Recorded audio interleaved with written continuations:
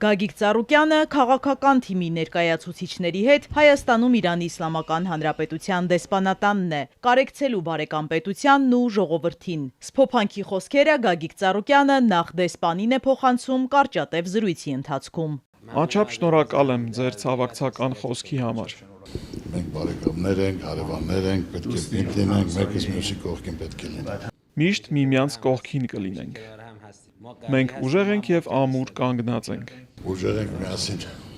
Շնորհակալություն, համեցեք։ Իրանի գերագույն հոգևոր առաջնորդի եւ ռազմաքաղաքական ղեկավարության մահը մեծ ցավ է ոչ միայն Իսլամական Հանրապետության համար։ Դեսպանատանը բացված սքոմատյանում Գագիկ Ծառուկյանը գրել է, որ դժվարին այս պահին իր ցավակցությունն ու զորակցությունն է հայտնել բոլոր զոհերի ընտանիքներին ու հարազատներին։ Նա վստահ է, որ Իրանի ժողովուրդը հաղթահարելու է այս բարդ փուլը եւ շարունակելու իր զարգացման ճանապարհը։ Արտակարգ եւ լիազոր դեսպան Արա Այվազյանն էլ գրառման մեջ նշել է, որ այս կորուստը մեծ հետևանքներ ունի ոչ միայն Իրանի, այլև ամբողջ տարածաշրջանի համար։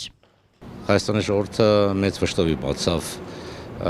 Իսլամական Հանրապետության գերագույն առաջնորդի եւ բազմաթիվ մարդկանց նահատակության մասին։ Իրանը միշտ եղել է մեր պատմական լավ հարևան եւ բարեկամ եւ անշուշտ ցանկացած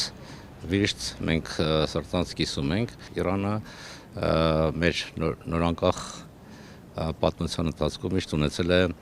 կայունացնող պետության դերակատարությունը եւ Ալի Խամենեի դերակատարությունը այստեղ նպաստը շատ մեծ է եղել, մենք դա չենք կարող մոռանալ։ Այն արհավիրքը, որը այսօր տեղի ունենում Իրանում, ինքը անմիջապես Հայաստանին էլ է հարվածում, որովհետեւ Իրանի անվտանգությունը Հայաստանի եւ առհասարակ Հարավային Կովկասի անբաժանելի այդպես անվտանգային ճարտարապետության չմասի մասն է, ինքը հենց անմիջապես ֆունդամենտն է այդ ամենի։ Իրանի դեսպանատուն այցելած դիվանագետներն ու քաղաքական գործիչները հույս ունեն, որ բարեկամ երկիրը կհաղթահարի այս փորձությունը։ Իզաբելլա Հովհաննիսյան, Ալեքսանդր Կիրոյան, Սիմիկ Մայիլյան, Էպիկենտրոն։